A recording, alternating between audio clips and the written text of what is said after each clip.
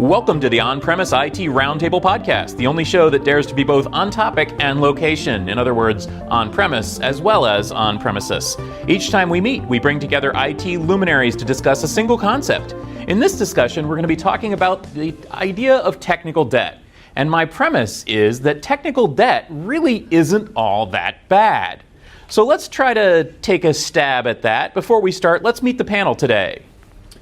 Hi, I'm James Green. I'm a partner at Actual Tech Media, and you can find me on Twitter at @JDGreen. Hi there, I'm Matt Crape. I'm an IT manager by day. You can find me on Twitter at Matt.ITGuy.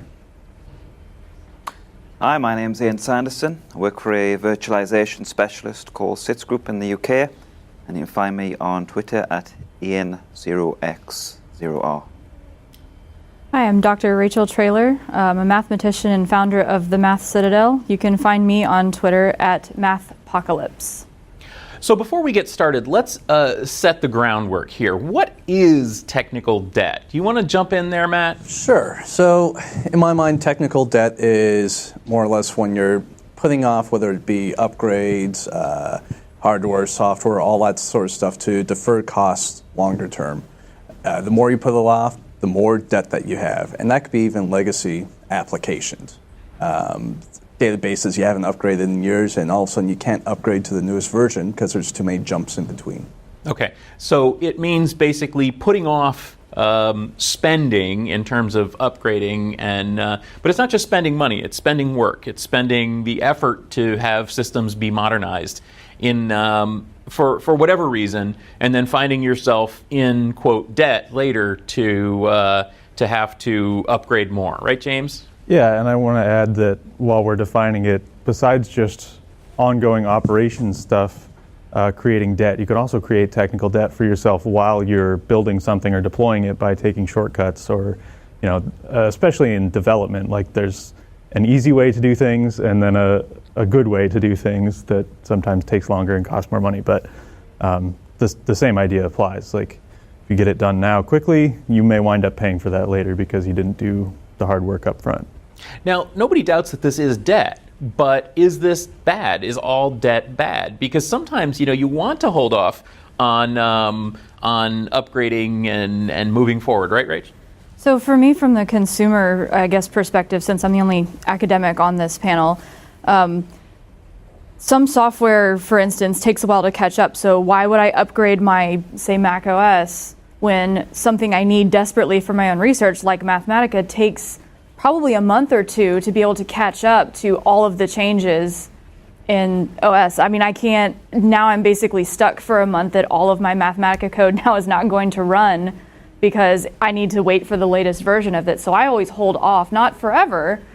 You know, I get the premise that you don't want to hold off and make too many jumps or wait too long until there's literally no way to upgrade, but rushing to get in line for the next iPhone or upgrading to iOS 11, I'm clearly a Mac person. You know, right when it comes out, nobody releases anything without tons of bugs. Everybody's got to just say, well, we release something once a year, and nobody tries to make it finished anymore. So I want to wait. Yeah. No, I agree. Is that what you had in mind when you talked about technical debt? It is, and I agree to a point. I think for me, it's identifying what the tipping point is to when something may become technical debt. So, as I mentioned, I work for a virtualization firm, primarily deal with VMware. So the way I look at it is this product going to be out of general support on this date? Am I then, at that point, by not upgrading, building this technical debt because there's no support anymore? So we're not talking about Windows 8 here, we're talking about Windows XP. Windows ME. Okay. Yeah, because I mean, I don't think anybody going to argue with you that waiting a little bit is, tons of IT organizations are 1, 2 versions behind, and for good reason, but it's when you get really far behind that things start to become What would you consider to be too far behind? Like, so it's an optimization problem, right? Well, how do you optimize that?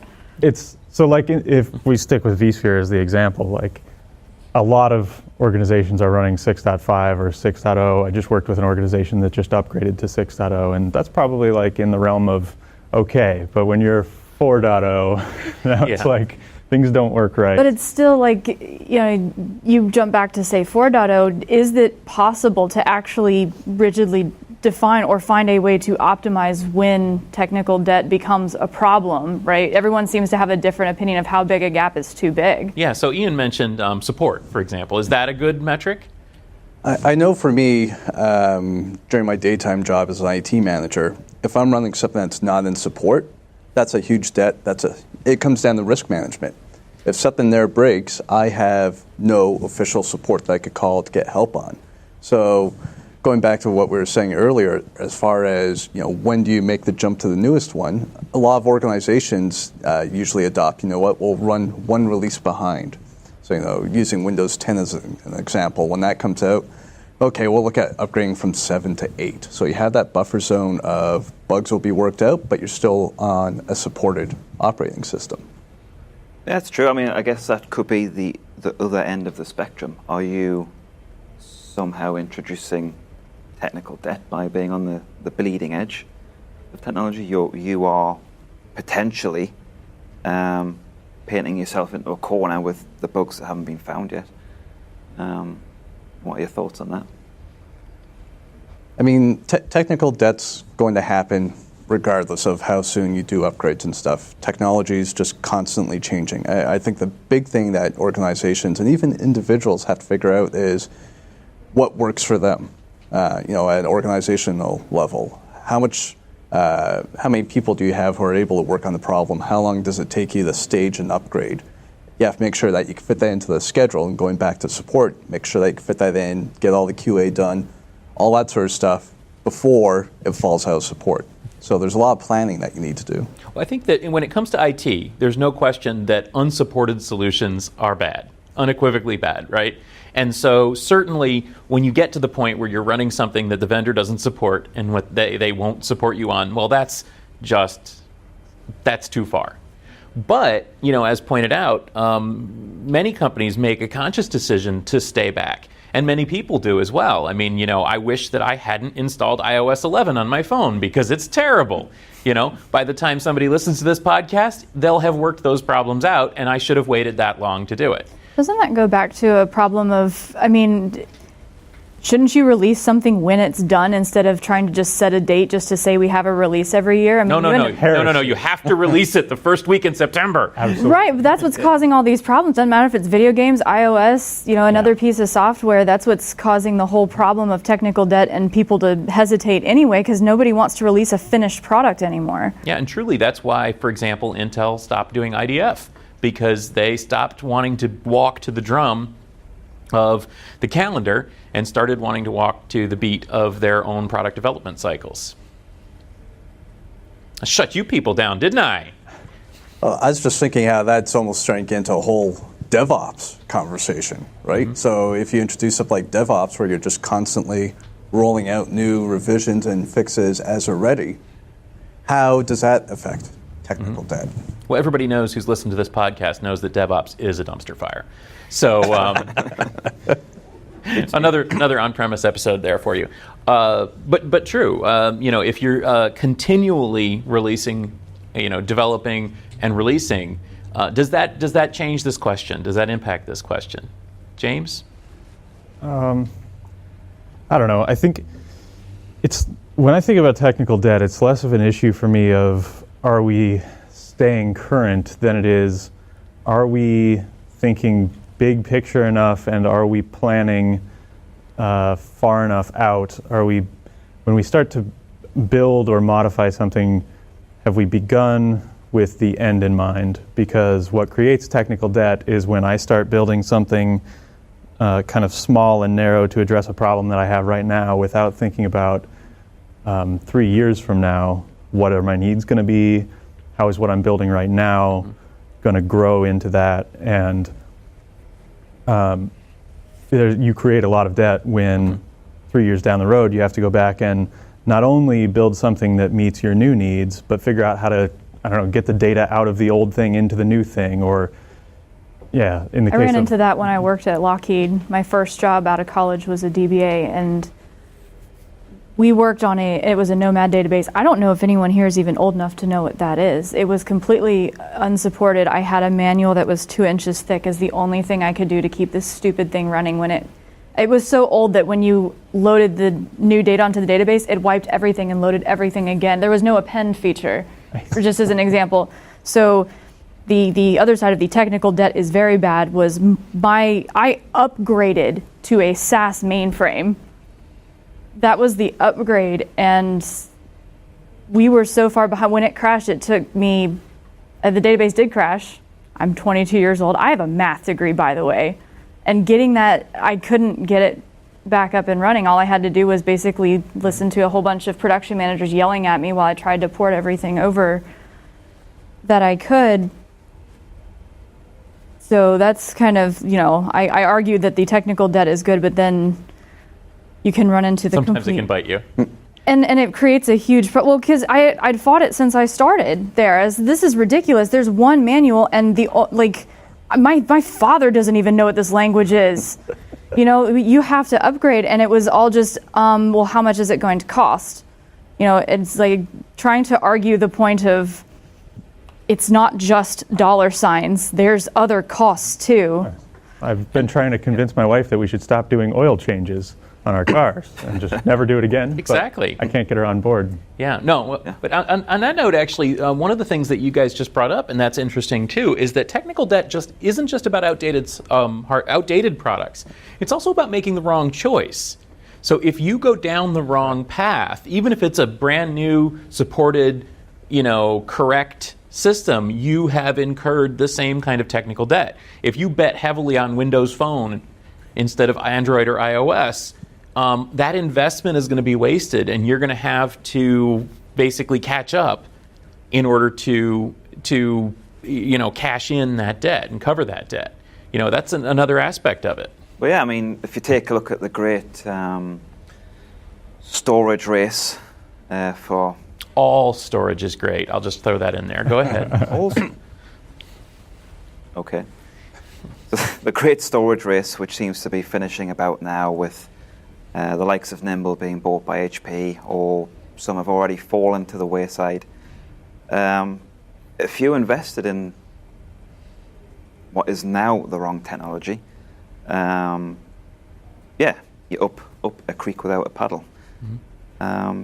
So it is hard to judge what you should invest in. I mean, all these shiny storage arrays came out 4, 5, 6 years ago. They all look great. They all had their advantages. They all look like the best fit for your problem. But without mentioning names, some of those are on dire straits at the moment. Mm-hmm. Yeah, and we've heard about that recently, where like a reseller who recommended a product from a company that now went bust is feeling a lot of remorse over that. And there again, it's not an outdated product, and it wasn't even a bad match for a bad solution for the customer. It's just with the product no longer produced, suddenly this, the man comes knocking on the door and the debt comes due.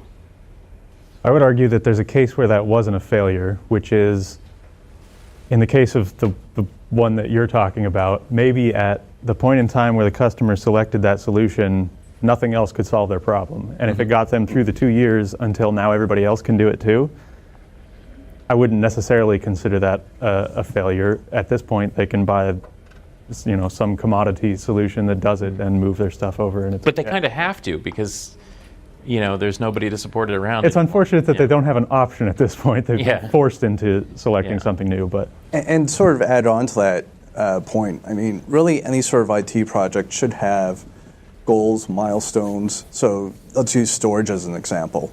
If I buy a storage array, I plan to having that replaced probably within 4 years, if not sooner. That's part of the plan. So if 3 years in, all of a sudden the vendor goes bust, at least I know I have a plan that, we were planning on it. Funds are being allocated in that 4th year. I could use that potentially to say, hey, we need to move that up a little bit. If you're planning for it, it makes sort of solving that type of technical debt a little bit easier.